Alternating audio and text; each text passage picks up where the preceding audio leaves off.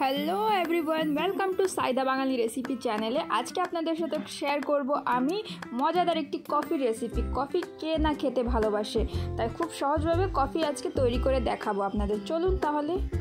আমি এখানে বড় চামচের 1 চামচ কফি নিয়ে নিয়েছি। এর সঙ্গে আমি নিব 2 চামচ চিনি। চিনিটা আমি ব্রাউন সুগার নিয়েছি, আপনারা চাইলে সাদাটাও দিতে পারেন। এবার আমি এর ভিতরে 1 চামচ বা 2 চামচ পরিমাণ পানি দিয়ে খুব ভালো করে কফি আর চিনিটাকে ফেটে নেব। এই ক্ষেত্রে হয় কি, খুব ভালো করে ফেটে নিলে কফিটা খেতে অনেক সুস্বাদু হয় এবং দেখতে অনেক ভালো লাগে।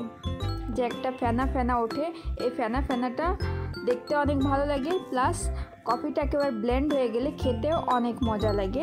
আপনি যে রেস্টুরেন্টে যে কফিটা খেয়ে থাকেন, হুবহু সেই কফির স্বাদটাই পাওয়া যায়।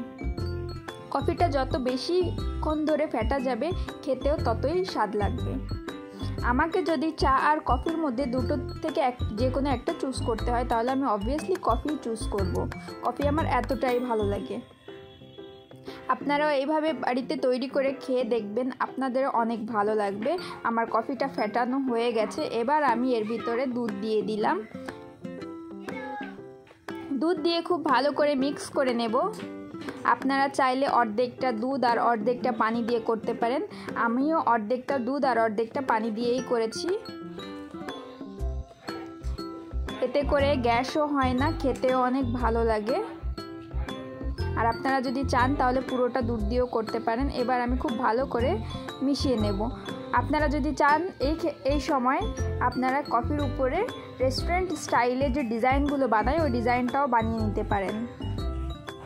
তবে আমি নিজে খাবো, সেই জন্য আমি ডিজাইনটা বানালাম না। খুব ভালো করে মিক্স করে নিলাম। এর উপর দিয়ে এবার কিছু শুকনো কফির গুঁড়া ছিটিয়ে দিব।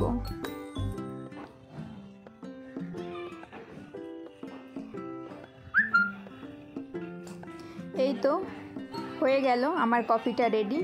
আপনারা এটা কি বিস্কিট কিংবা টোস্ট দিয়ে সার্ভ করতে পারেন, নিজেরাও খেতে পারেন, মেহমানদেরকেও দিতে পারেন। আবারও দেখা হবে নতুন রেসিপি।